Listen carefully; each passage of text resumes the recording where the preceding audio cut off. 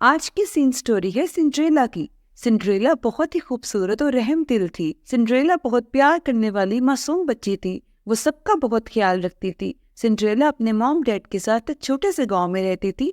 उसकी जिंदगी बहुत अच्छी गुजर रही थी। उसके मॉम डैड उससे बहुत प्यार करते थे। वो रोज शाम को मॉम डैड के साथ पार्क जाया करती थी। यूं ही वक्त गुजरता रहा और सिंड्रेला बड़ी होने लगी।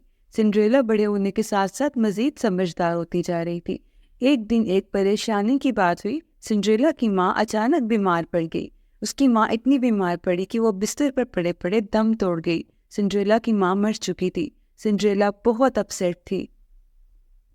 अपनी माँ के जाने के बाद सिंड्रेला उदास रहने लगी। वो हर वक्त अपनी माँ के बारे में सोचती रहती। लेकिन एक दिन कुछ और बुरा हो गया। सिंड्रेला की माँ के मरने के कुछ दिनों बाद ही उसके डैड ने दूसरी शादी कर ली। सिंड्रेला के घर में एक स्टेप मदर आ गई और स्टेप मदर के साथ 2 बेटियां भी थीं। सिंड्रेला की स्टेप मॉम और उसकी 2 बेटियां बहुत नखरीली और चालाक थीं। वो हर वक्त यही सोचती रहती थी कि सिंड्रेला को किस तरीके से परेशान किया जाए।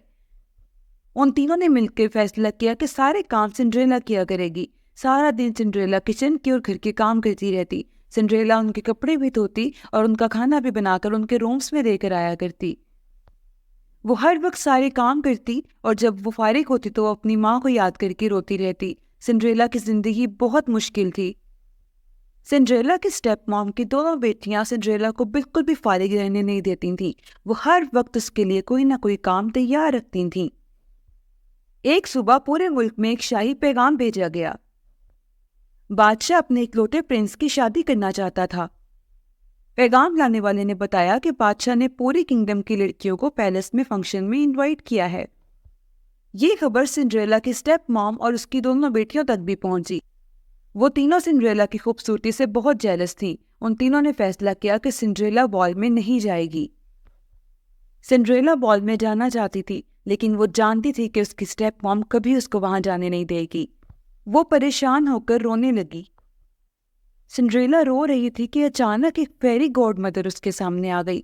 सिंड्रेला उसको देखकर हैरान रह गई। उसने कहा, मेरी बच्ची मत रो, तुम बॉल में जरूर जाओगी। फेरी गॉड मदर ने अपनी वॉन्ड घुमाई और सिंड्रेला के ऊपर मैजिक किया। सिंड्रेला के पास एक बहुत खूबसूरत ड्रेस आ गया और सिंड्रेला बहुत खूबसूरत लग रही थी। फेरी गॉड मदर ने सिंड्रेला को बताया कि सारा मैजिक 12 बजे खत्म हो जाएगा, तुम्हें 12 बजे से पहले वापस आना है। बॉल इवेंट शुरू हो चुका था।